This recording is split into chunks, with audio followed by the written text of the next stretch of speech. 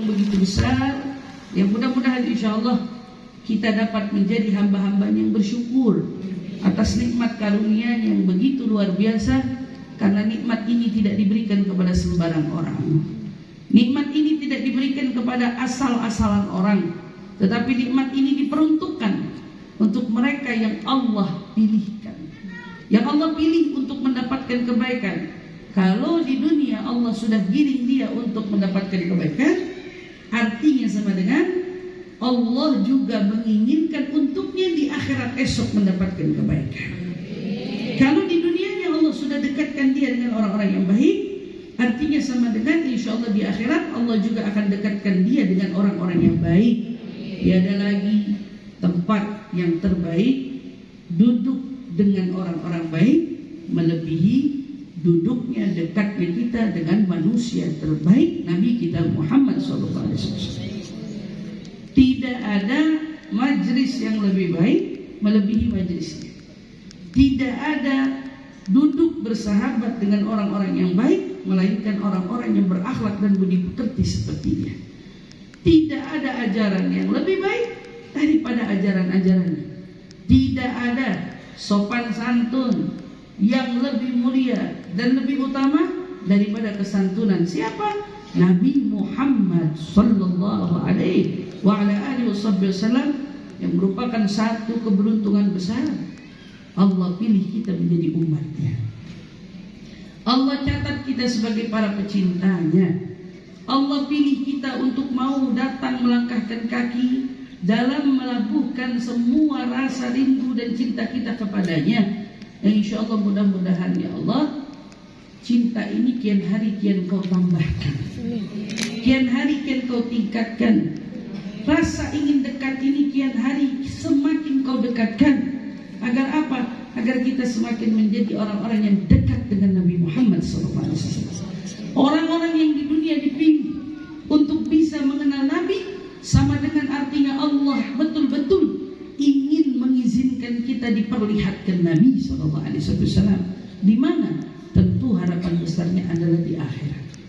Namun ketahuilah, untuk melihat Nabi Muhammad, untuk dekat dengan Nabi Muhammad, untuk bisa sampai di mana tempat adanya Nabi Muhammad, maka orang-orang itu pasti adalah orang yang dilihat oleh Allah dari kebersihan hatinya, dari kejernihan hatinya. Dahulu dikatakan ada sebuah kisah seorang ulama yang hari ini menjadi pusat tawassulnya orang kebanyakan. Saat menyebut namanya, maka orang tersebut, ulama ini, menjadi nama yang dijadikan tawassul kebanyakan orang hari ini. Saya tidak sebut namanya dulu, tetapi saya ingin sampaikan dahulu hidupnya, latar belakangnya, kala kecilnya. Apa yang terjadi kepadanya? Dahulu dia memiliki seorang ibu yang sangat-sangat saleh. Beliau memiliki seorang ibu yang sangat mementingkan pendidikan jiwa melebihi pendidikan diri, melebihi pendidikan tubuh. Dia seorang ibu yang mengutamakan kebersihan hati daripada hanya kebersihan tubuh. Apa yang dilakukan ibu ini? Ibu ini mengajarkan kepada putranya, "Duhai anakku, sekarang kau sudah mulai tumbuh, kau sudah mulai dewasa." Padahal umurnya kala itu tidak melebihi dari usia 7 tahun. Ibunya berkata apa? "Ingin ku sampaikan sesuatu, nak. Kamu bukan anakku." Anak kecil begitu mendengar ibunya berkata, "Kamu bukan anakku," gak mau mama. "Mama ibuku." "Tidak, wahai anakku, kamu bukan putraku. Bagaimana caranya aku bisa menjadi anakmu?" Karena saat itu adalah momen saat-saat anak paling ingin dekat dengan ibunya. Saat anak sedang ingin dianggap oleh ibunya, maka ibu tersebut dengan cerdasnya mengambil momen berharga ini. "Tidaklah, kamu bukan anakku. Gimana caranya aku biar menjadi anak ibu? Saya tidak mau punya ibu yang lain selain daripada ibu. Aku ingin jadi anaknya ibu." Maka ibunya berkata, "Jika kau ingin ku akui sebagai anakku, maka aku ingin memberimu syarat tertentu. Apa syaratnya? Kau harus bisa bermimpi Nabi Muhammad. Masya Allah. Kau harus bisa mimpi Nabi Muhammad untuk mendapatkan satu julukan, anakku. Anak ini bertanya dengan polosnya, bagaimana caranya aku bermimpi Nabi Muhammad, wahai ibu? Ibunya berkata, perbanyaklah sholawat dan jaga hatimu. Jaga hatimu. Anaknya pergi masuk ke dalam kamar. Diambilnya segala sesuatu yang bisa dia hitung untuk sebagai alat untuk bersolawat. Katakanlah tasbih. Anak itu duduk di kamarnya sambil menangis, penuh harap. Kepengen apa? Diakui sebagai anaknya sang ibu. Dia duduk bersolawat. Allahumma salli ala Sayyidina Muhammad wa ala ali Sayyidina Muhammad. Allahumma salli ala Sayyidina Muhammad wa ala ali Sayyidina Muhammad. Terus dia bersolawat berhari-hari. Kawannya datang, sahabatnya datang, ngajak main, gak mau, aku mau di rumah aja. Satu lagi kawannya datang, gak mau, aku mau di rumah aja. Apa yang menjadi pusat pikirannya? Dia ingin diakui oleh ibunya. Dia takut dengan kalimat kau bukan anakku. Maka dia betul-betul fokus untuk mengejar impiannya, bermimpi Nabi Muhammad. Solawat demi solawat dibaca, solawat demi solawat dibaca, sampai tiba waktunya. Rasulullah datang dalam mimpinya. Rasulullah menyapa dengan lembutnya. Wajah yang begitu indah dan tampan itu dengan penuh kesantunan datang ke mimpi seorang anak. Rasulullah dalam mimpi itu memanggilnya, ya bunayya, wahai anakku, bangunlah, sampaikan pada ibumu, aku menitipkan salam untuknya, dan katakan kau telah bermimpi diriku. Bangun anak ini dari tidurnya, sumringah betul wajahnya. Dia melihat untuk pertama kalinya sosok makhluk manusia yang tidak pernah dilihat sebelumnya akan keindahannya. Tidak pernah ada sebelumnya indah yang mengunggulinya. Tidak pernah ada dia lihat ketampanannya melebihi ketampanannya. Pertama kalinya dia melihat sosok seorang yang begitu indah, baik dari suaranya, baik dari sikapnya, baik dari tutur katanya. Bangun anak ini dari tidurnya. Ya ummi, ya ummi. Dia teriak, duhai ibu, duhai ibu, aku baru saja bermimpi Nabi Muhammad. Dia menitipkan salam padamu. Dia menitipkan salam padamu. Seraya berkata, katakan pada ibumu bahwa kamu telah melihat aku. Rasulullah begitu bangga pada wanita itu yang memberi satu arahan, satu perintah kepada anaknya untuk mau terdorong bermimpi Nabi Muhammad sallallahu alaihi wasallam. Apa kemudian yang terjadi? Ibunya berkata, beruntung kamu wahai anakku, tapi maaf, kamu belum sepenuhnya dapat kuakui menjadi anakku sampai kau betul-betul bertatapan langsung dengan Nabi itu.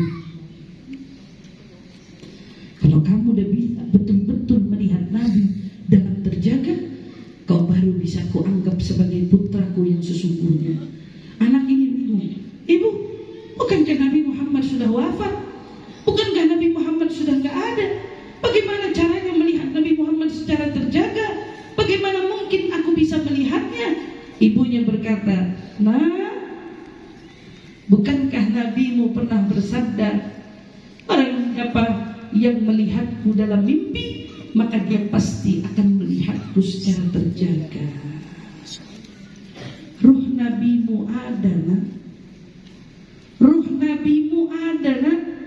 Kalau kau sungguh-sungguh ingin melihatnya, maka mata batinmu akan disingkap oleh Allah untuk kamu betul-betul bisa menatap cahayanya, menatap indahnya.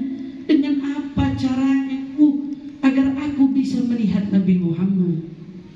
Ibunya kembali menjawab, iksiru minas sholatu alaih, banyak-banyakin sholawatmu untuknya, banyak-banyak sholawat kepadanya, dan jaga hatimu, nak. Anak umur jaga hati. Anaknya masuk ke dalam kamar, kembali menyibukkan dirinya untuk bersolawat lebih banyak kepada Nabi Muhammad. Kali ini anak itu terdorong jauh lebih kuat. Kenapa? Karena ternyata sekali bermimpi Nabi Muhammad membuatnya candu, ingin lagi dan lagi kembali melihat Nabi Muhammad. Dia perbanyak baca solawat, dia lebih banyak lagi lisannya bersolawat, sampai datanglah waktu yang ditunggu-tunggu. Anak itu sedang duduk, anak itu sedang diam, dengan solawatnya yang terus dia baca. Tiba-tiba Nabi Muhammad masuk ke dalam kamarnya. Anak itu temukan cahaya yang dia lihat sebelumnya melalui mimpi, wajah yang tampan yang sebelumnya dia lihat dari mimpi, sosok yang sebelumnya dia amati dari mimpi, kali ini betul-betul dia lihat secara nyata oleh matanya. Rasulullah kembali menyebutnya, ya bunayya, hai anakku, sampaikan salamku untuk ibumu. Katakan padanya, kau telah melihatku, kau sudah menatapku. Hari ini aku di depanmu. Sampaikan salamku untuk ibumu. Sampaikan bahwa kamu pun adalah putraku. Bangun anak ini. Dapat sekaligus dua pengakuan. Pengakuan dari Nabi yang menganggapnya selaku anaknya, putranya. Lantaran anak ini terdorong untuk sholawat kepada Nabi. Demi pengakuan seorang ibu agar diakui sebagai anaknya. Lari anak itu berterik, ya Ummi, duhai ibu, lihatlah apa yang baru tadi kulihat. Aku baru saja menyaksikan secara nyata Nabi Muhammad ada di depan mata. Nabi Muhammad kusaksikan cahayanya, Nabi Muhammad kulihat wajahnya, Nabi Muhammad ku betul-betul amati dirinya. Beliau baru saja datang dalam bilikku dan dia menitipkan salam untukmu wahai ibu. Dia menitipkan salam kepadamu wahai ibu.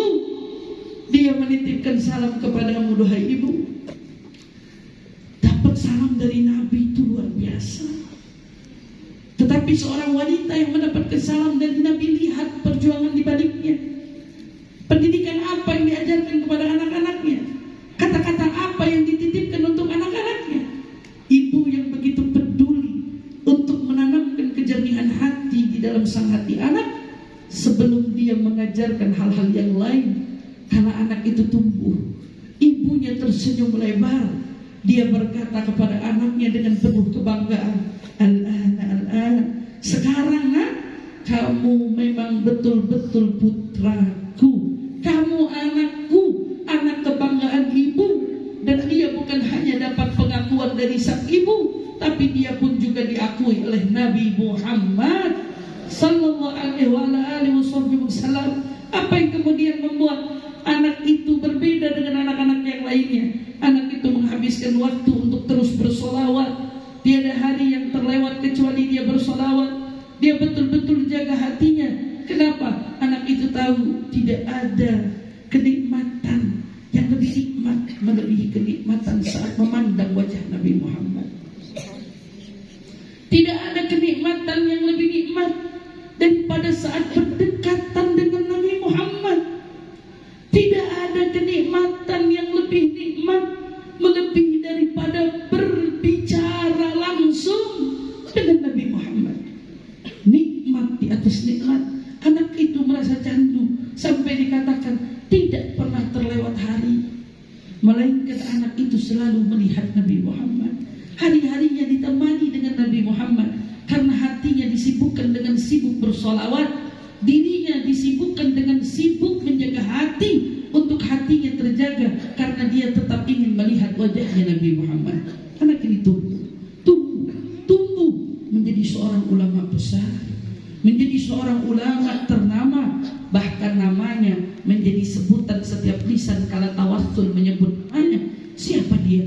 Al-Imam Ahmad Al-Badawi.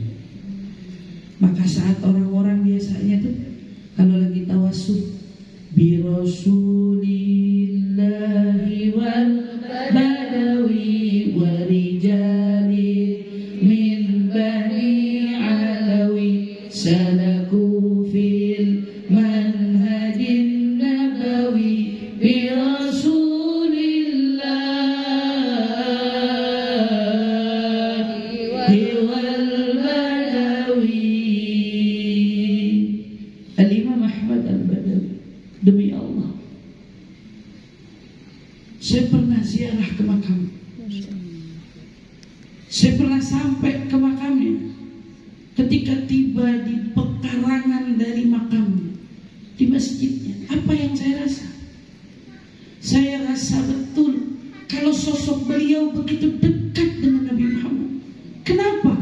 Karena saat kita menginjakkan kaki kita sampai di sekitaran makamnya, kita merasakan nuansa yang berbeda. Kala itu kita berkata, sungguh ini bukan seperti di daerah tersebut, tapi kita sedang merasa seolah kita ada di Madinah Al-Munawwarah. Madinah. Kenapa? Ada seseorang yang menjaga hatinya untuk tetap bersih, karena dia ingin menjadikan hati ini sebagai tempat dia bisa bertemu dengan Nabi Muhammad. Hati ini yang bersih, yang bisa membuat dia dekat dengan Nabi Muhammad. Hati ini yang bersih, yang mengantarkan dia dapat izin untuk bisa bercakap langsung dengan Nabi Muhammad. Dan ketahuilah, hati kita ini betul bila dikatakan sebagai cerminan hati. Hati yang kita punya, kenapa disebut sebagai cermin seperti yang Nabi sabdakan kepada kita? Karena hatimu adalah cerminan perilakumu hari ini, dan perilakumu adalah cerminan hatimu hari ini. Saat kita ingin mengatakan bahwa hati kita bersih, kita gak bisa ngomong hati bersih, karena perilaku kita akan memantulkan kebersihan hati itu sendiri. Dan saat kita ingin mengklaim hati kita kotor, itu pun tidak bisa dinafikan bahwa hati yang kotor akan memantulkan perilaku-perilaku yang kotor dari perbuatan kita dalam hidup ini.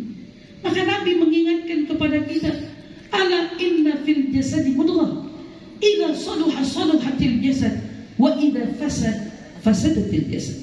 Kata Nabi, di tubuh kita ini ada segumpal daging. Jika dia baik, baiklah seluruh tubuh. Tapi kalau dia buruk, maka buruklah seluruh tubuh. Ala wahyal qalbi, itu adalah hati kita semua. Dan di dalam sabda yang lain, Nabi ingetin sama kita bahwa sungguhnya innallaha la yanzuru ila suwarikum wa la ila ajsadikum, wa innamallaha yanzuru ila qulubikum wa niyyatikum. Allah enggak lihat penampilan kita, wujud kita, karena yang menjadi pusat Allah melihat hati kita. Hati bisa kita bayangkan, kalau hari ini kita sibuk membersihkan rumah, sibuk menata rumah, sibuk menata bilik kita, kamar kita, sampai-sampai membuat kita lupa menata hati kita sendiri. Rumah siapa yang melihat? Mungkin diri kita, pakaian kita, kita tata dengan sedemikian rupa. Tapi ketahuilah, pakaianmu siapa yang melihat? Adapun hatimu, langsung Allah yang melihat. Adapun hatimu, tempat di mana Allah memandang, dan tempat di mana Allah menurunkan rahmat dan kasih sayang. Maka saat kita sibuk menghiasi penampilan, tidak malukah kita kepada Allah yang tidak pernah kita sibuk menghiasi batin kita, menghias hati kita? Bisakah kita bayangkan kalau Allah melihat di sana, Allah temukan adanya kesombongan, adanya hasud, atau adanya riya? Saat Allah membandingkan, duhai hambaku, bukankah nikmat yang selama ini kau dapat dariku? Duhai hambaku, bukankah semua yang kuberikan anugerah ini semua datang daripada aku? Lalu mengapa kau terus mengejar dan mencari pandangan hamba tanpa kau peduli dengan pandangan aku? Allah ingin melihat, tapi ketahuilah, yang ingin Allah lihat adalah bersihnya hati kita. Dan memangnya kenapa harus punya hati yang bersih? Ternyata jawabannya sederhana. Karena kita perlu dekat dengan Nabi, kita perlu bisa melihat Nabi. Dan ternyata orang yang diizinkan oleh Allah untuk bisa dekat dengan Nabi hanya mereka yang Allah pastikan memiliki hati yang bersih. Al-kaunu isyarah wa antal maqsud. Dalam salah satu syair maulid dikatakan, semesta alam ini katanya hanyalah isyarat, sementara tujuan dari semesta ini dibuat adalah Nabi Muhammad. Kalau Allah hadirkan semesta alam ini semua karena Nabi Muhammad, maka ketahuilah adanya syariat, adanya ajaran yang Allah datangkan untuk kita karena Allah ingin kita betul-betul dilihat layak menjadi pengikutnya Nabi Muhammad. Allah berikan sebab-sebab kenapa kita harus patuh, kenapa kita harus jauh dari maksiat, kenapa kita harus taat, karena Allah ingin pilih siapa dari kita yang betul-betul patut dan layak untuk bisa bersanding dengan Nabi Muhammad. Tidak mungkin Allah asal pilih orang yang dekat dengan kekasihnya. Tidak mungkin Allah sembarang ambil siapa saja untuk bisa dekat dengan nabinya. Walaupun Nabi Muhammad SAW kita kenal sebagai sosok yang tidak pernah pandang siapapun orang yang ingin dekat kepadanya. Tetapi lihatlah, Nabi Muhammad akan selalu berat hati kepada mereka yang memiliki kebersihan hati. Lihatlah, seperti yang kita tahu dari kisah seorang sahabat Nabi. Beliau bukan dari orang terpandang, bukan dari orang kaya raya, bukan dari orang yang memiliki status sosial lainnya. Dia manusia biasa. Saat di dalam salah satu peperangan, Nabi Muhammad usai dari berperang, Nabi bertanya kepada para sahabat, adakah di antara kalian yang kehilangan seseorang? Semua sibuk mencari, ditemukan satu persatu. Mereka katakan, tidak ya Rasulullah, sudah kami pastikan yang wafat fulan ibnu fulan, kami tidak kehilangan siapa-siapa. Rasulullah bertanya lagi, adakah di antara kalian yang kehilangan seseorang? Sahabat mencari lagi, mereka berjawab lagi, kami tidak merasa kehilangan siapa-siapa melainkan fulan. Ketiga kalinya Nabi bertanya dengan diri, tidak adakah dari kalian yang kehilangan seorang Julaibib? Julaibib, sahabat tercengang. Saat itu tersentak, Julaibib hampir dilupakan, hampir tak terkenang, hampir mungkin habis dimakan oleh zaman. Tapi berkat Nabi Muhammad, nama yang disebutnya itu akan selalu menjadi nama yang akan dicatat oleh sejarah, nama yang akan dikenang sebagai sosok yang memiliki kedudukan penting di hati Nabi Muhammad. Tidak adakah di antara kalian yang kehilangan Julaibib? Sahabat lari ke medan perang, dicari di mana Julaibib, sampai pada akhirnya mereka pun menemukan jasadnya sudah tidak bernyawa lagi. Julaibib sudah meninggal dunia dengan syahid. Rasulullah kemudian berkata, bawakan aku jenazahnya, biar aku sendiri yang mengurus jenazah Julaibib. Rasulullah ambil, ditutupi tubuh Julaibib yang penuh dengan luka dan darah itu. Beliau minta sahabat gali kuburnya. Ketika kuburan telah digali, Rasulullah sendiri yang turun mengantar jenazahnya. Rasulullah berdoa dengan khusyuknya, mendoakan Julaibib seraya berkata, bidadari lebih merinduimu daripada wanita dunia, dari mereka yang cantik sekalipun, wahai Julaibib. Bidadari berebut untuk dekat denganmu melebihi para wanita-wanita cantik yang ada di dunia ini. Kenapa Rasulullah berkata begitu? Kamu tahu, Julaibib orang yang dipandang sebelah mata. Julaibib hanya manusia biasa. Dulu dia dikenal sebagai seorang anak tak berayah. Bahkan dia tidak tahu nasabnya, dia tidak tahu kabilahnya. Dia diakui sebagai orang buangan saja. Julaibib manusia biasa, memiliki tubuh yang tidak sempurna. Bahkan dikatakan dia adalah sosok makhluk manusia terburuk sekota Madinah. Orang yang sangat tidak dilihat, tidak dipandang. Tapi Nabi Muhammad seringkali datang ke pasar hanya untuk menyapa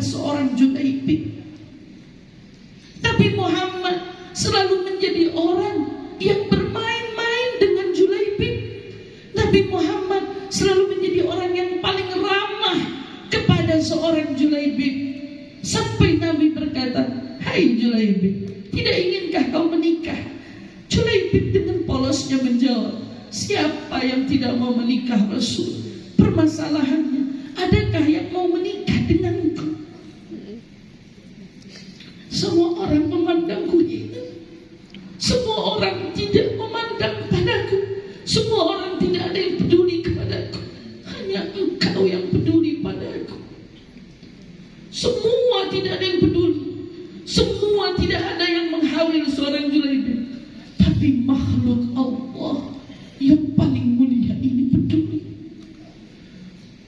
Nabi Muhammad, kekasih Allah, peduli.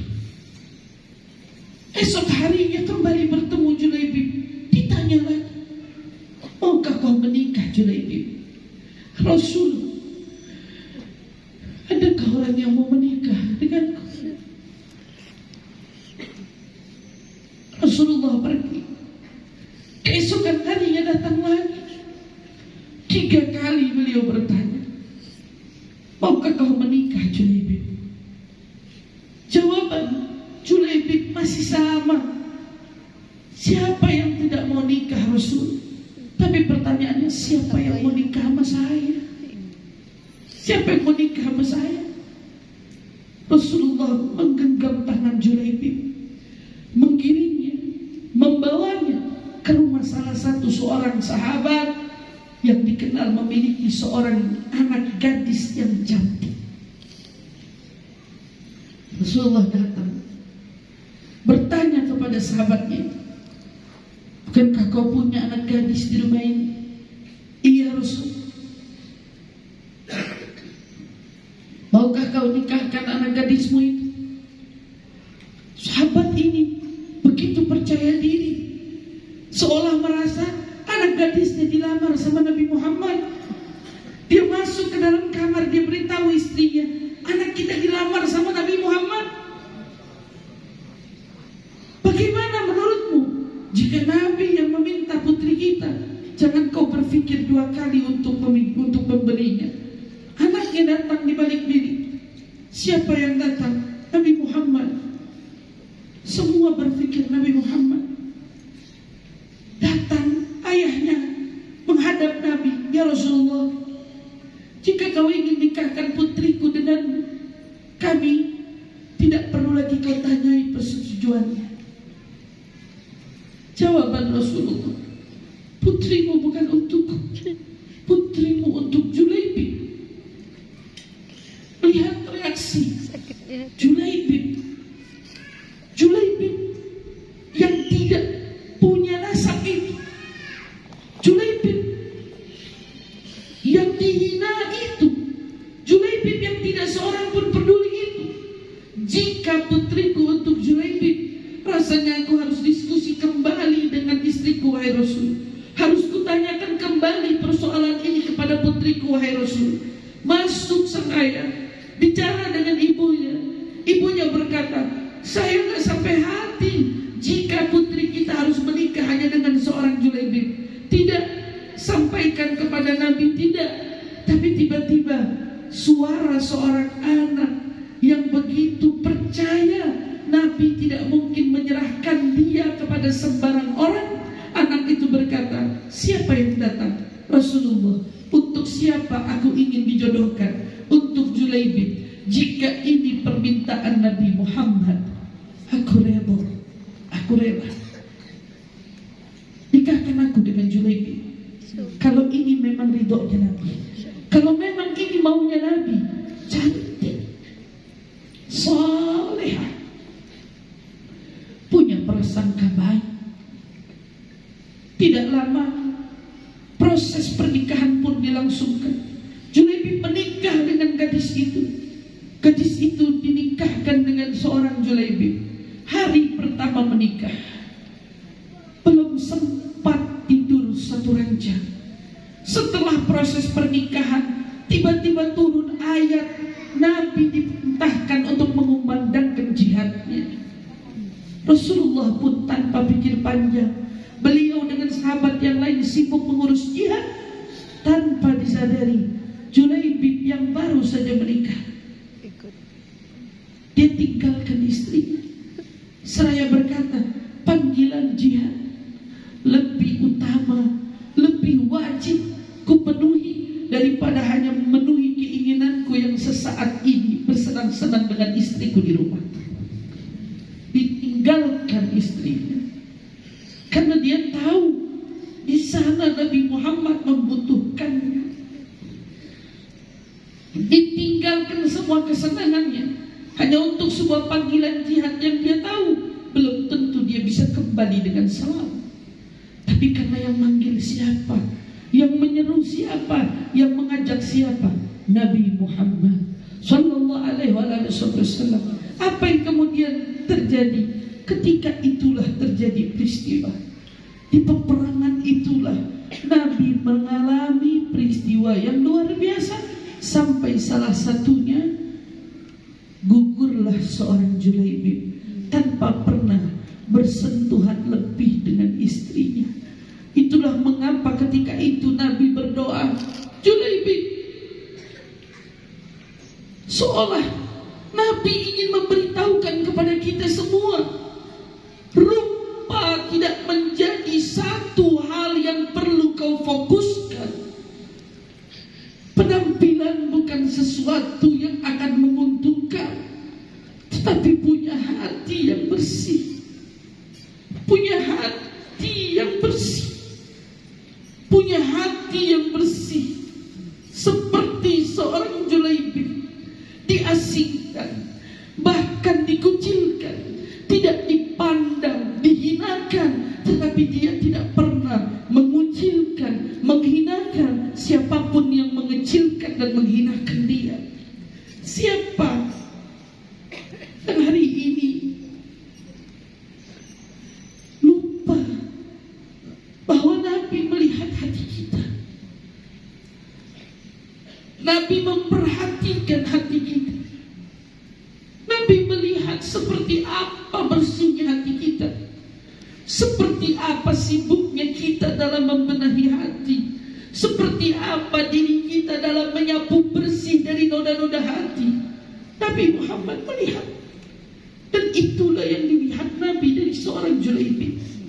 Dia tidak pandang Julaibib dari Julaibib, dari wujudnya, dari rupanya, tapi yang Nabi lihat dan yang Nabi tahu, Julaibib adalah seorang sahabat yang memiliki hati yang dipenuhi cinta kepada Nabi Muhammad.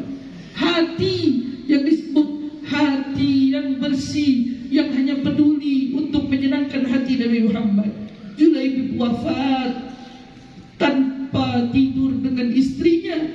Nabi berkata, bidadari surga lebih merindukanmu daripada bidadari bumi yang rindu padamu.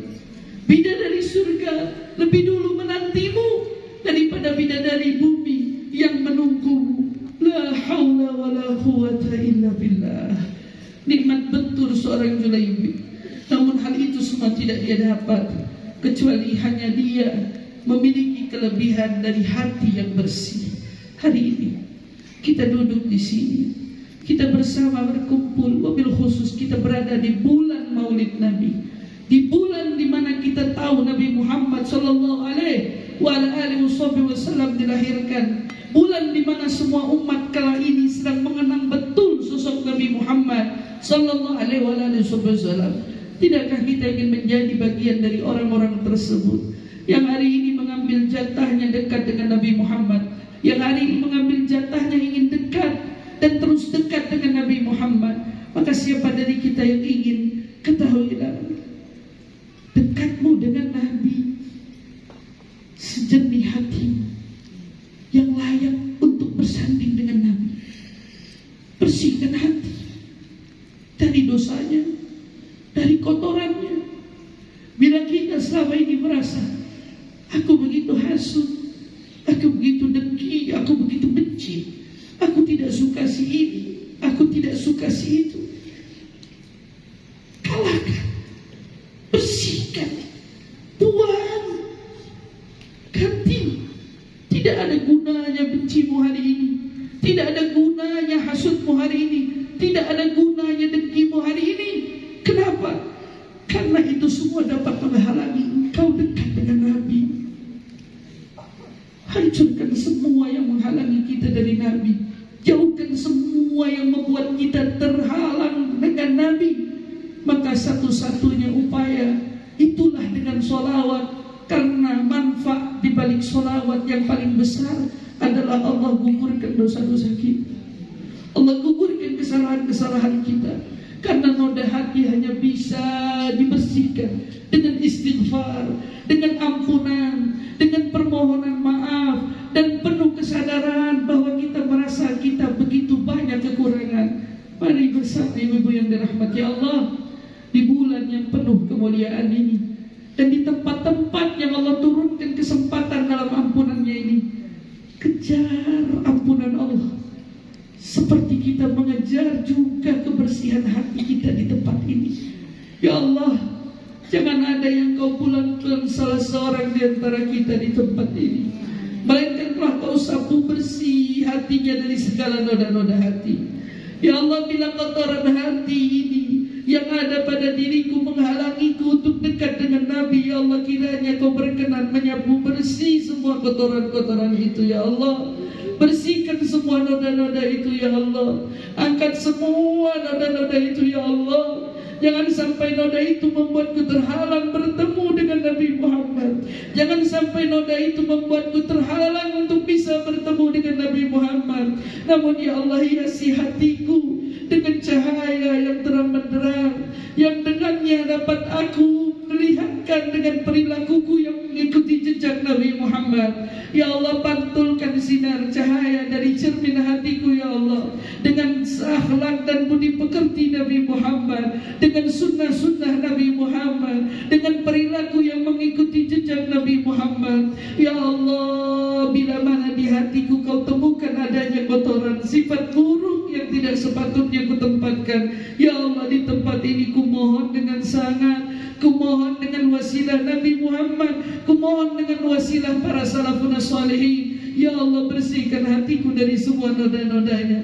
Ya Allah, bersihkan hatiku dari semua kotorannya. Ya Allah, bersihkan hatiku dari semua luka-lukanya. Ya Allah, ganti dengan cinta kepada Nabi Muhammad. Ya Allah, ganti dengan cinta kepadamu. Ya Allah, ganti dengan cinta kepada ulama. Ya Allah, ganti dengan cinta kepada hamba muslimin, hamba mukminin, kepada semua saudara-saudaraku dimanapun mereka berada. Ya Allah, ganti hati ini dengan tumaninah, ganti hati ini dengan sakinah, ganti hati ini dengan mahabbah, ganti hati ini semua, ya Allah, dengan penuh kebaikan-kebaikan lainnya. Allahumma ya Allah, Engkau yang maha mendengar semua jeritan doa hati semua hamba. Ya Allah, maka dengarlah jeritan hati ini. Ya Allah, tidak ada seorang pun dari kami yang mau dijauhkan dari Nabi Muhammad. Tidak ada seorang pun dari kami yang mau tidak memandang wajahnya Nabi Muhammad, melainkan semua di antara kami, ya Allah, adalah orang-orang yang berharap kau dekatkan dengan Nabi Muhammad di dunia, di barzakh, sampai di akhirat, bahkan di surga yang paling tinggi bersama Nabi Muhammad. Allahumma ya Allah, kabulkan semua doa dan harapan kami, ya Allah, dari hamba-Mu yang fakir dan hina ini, ya Allah, yang begitu banyak dari dosa yang dia perbuat selama ini, ya Allah. Namun jangan tolak permintaan kami, ya Allah, bahwa kami ingin dekat dengan Nabi Muhammad, kami ingin mengikuti jejak Nabi Muhammad. Ajarkan kami dan tuntun kami, ya Allah, agar kami dapat menjaga hati kami, agar kami dapat melindungi hati kami, agar kau hiasi terus diri ini dalam kami, kau dekatkan dengan ilmu ajaran Nabi Muhammad sallallahu alaihi wasallam. Ya Allah, jaga pula orang tua kami. Ya Allah, jaga pula pasangan hidup kami. Ya Allah, jaga pula anak keturunan kami semua. Jaga semua orang-orang yang kami kasihi, agar kau kumpulkan kami semua dengan mereka bersama junjungan hati Nabi kita Muhammad sallallahu alaihi wasallam. Allahumma rabbana la tuzigh qulubana ba'da idh hadaitana wa hab lana ya Allah min ladunka rahmatan innaka antal wahhab. Rabbana atina fid dunya hasanah wa fil akhirati hasanatan wa qina adzaban nar wa adkhilna ya rabb jannah ma'al abrar ya azizu ya ghaffar. Subhana rabbika rabbil izzati amma yasifun wa salamun alal mursalin walhamdulillahi rabbil alamin. Taqabbalallahu minna wa minkum.